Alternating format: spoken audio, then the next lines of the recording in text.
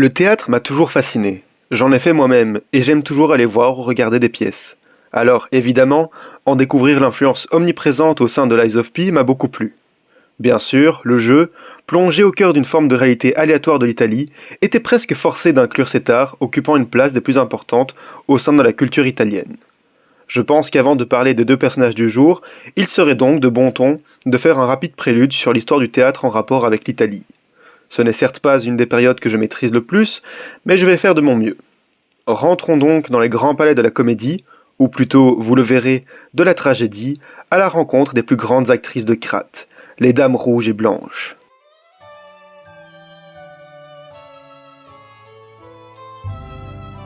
Alors, ce n'est pas l'Italie qui a inventé le théâtre. Il existe depuis la Grèce antique, bien qu'il n'avait ni la forme ni les critères du théâtre actuel. Le territoire italien en a cependant vite hérité, grâce à la conquête romaine sur la Grèce et aux appropriations culturelles qu'ils en ont tirées. Mais l'Italie y a néanmoins apporté une des plus grandes révolutions. En effet, au XVIe siècle, les pièces qui respectaient le plus les codes et qui plaisaient le plus à la noblesse étaient la tragédie. C'est alors que les Italiens proposèrent la commedia dell'arte, un art de rue qui ne se jouait pas à l'intérieur et prenait la comédie et la farce au détriment des règles du théâtre à l'époque. Une de ses caractéristiques majeures était l'utilisation de masques colorés, inspirés de ceux du théâtre grec, grâce auxquels les acteurs exclusivement masculins pouvaient jouer des femmes ou des dieux. Ces masques, comme vous le savez, deviendront un trait reconnaissable de la ville de Venise, sans doute la cité la plus importante en Italie au XVIe siècle. C'est grâce à la commedia dell'arte qu'en France, Molière renversera la vapeur et proposera des comédies hilarantes au sein des théâtres, ce qui en fera le nouveau genre préféré des amateurs. Maintenant que nous avons ces bases, revenons-en à Lies of P. Comme vous le savez, le jeu s'inspire énormément du conte de Pinocchio qui se déroule en Italie. Le lieu où se déroule le lore n'est pas l'Italie, mais le territoire de la ville de Crate, inspiré des grandes métropoles italiennes du XIXe siècle. Il est évident que les influences découlant de cette culture sont donc nombreuses à Crate. Mais restons plutôt concentrés sur le théâtre. La rue Rossa Isabella est le centre culturel de Crate, rassemblement de théâtre, opéra, scènes musicales, etc. Les acteurs sont donc une caste importante de Crate. Doués pour la palabre et même parfois pour tout ce qui est question de survie, grâce à leur instinct et leur débrouillardise, ils sont reconnaissables par leurs masques délicats inspirés des masques vénitiens. Les rôdeurs, puissante caste de combattants de Crate, sa milice en quelque sorte, utiliseront plus tard à leur tour des masques d'animaux en se basant sur ceux des acteurs, pour se distinguer des marionnettes qu'ils devront exterminer. Parmi ces personnalités de la scène, nous retrouvons deux figures de proue, la Dame rouge pour le chant et la musique, et la Dame blanche pour le théâtre et les arts oratoires. Plongeons dans leur histoire, très fortement inspirée, vous allez voir, par le théâtre européen. La Dame rouge, de son vrai nom Adelina, était la plus prodigieuse chanteuse de Crate. Elle charmait tout le monde et n'avait aucun détracteur. Au contraire, une foule d'admirateurs était présente à chacune de ses représentations.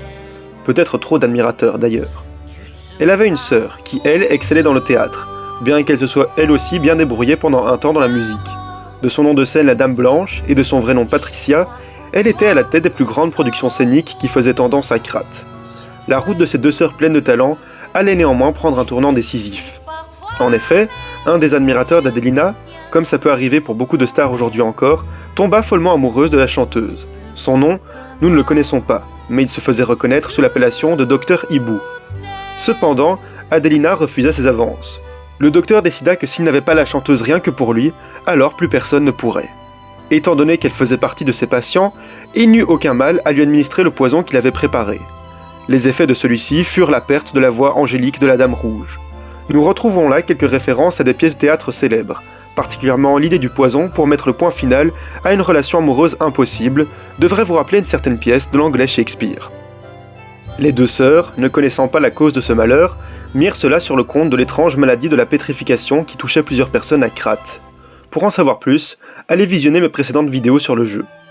Les deux dames perdirent leur succès, pour Adelina à cause de la sombre revanche du docteur Hibou, et pour Patricia parce qu'il avait négligé la scène afin de trouver un remède pour sa sœur.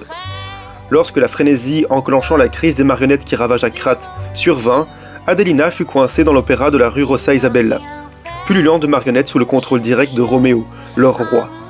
Patricia la crut morte et rejoignit les rôdeurs, éliminant férocement toute marionnette croisant sa route pour venger sa sœur. Le docteur Hibou devint lui aussi rôdeur, espérant un jour de nouveau croiser le chemin de celle qu'il aimait. Les deux rôdeurs mourront finalement de la main de la marionnette que vous, joueurs, contrôlez. Adelina et Patricia étaient deux figures de proue de la scène à Crate, symbolisant chacune le talent du chant et celui du théâtre. Énormément de personnes les appréciaient et profitaient de leur prouesse scénique. Mais l'un d'eux, tombé amoureux d'Adelina, alla trop loin et lui prit sa voix par rancœur d'avoir été repoussé, ce qui causa la fin de la carrière des deux sœurs. Emportées par la terrible frénésie qui survint peu de temps après, elles ne pourront plus jamais se retrouver ensemble.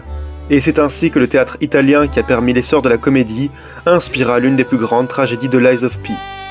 Merci de m'avoir écouté et abonnez-vous pour plus de vidéos de ce genre.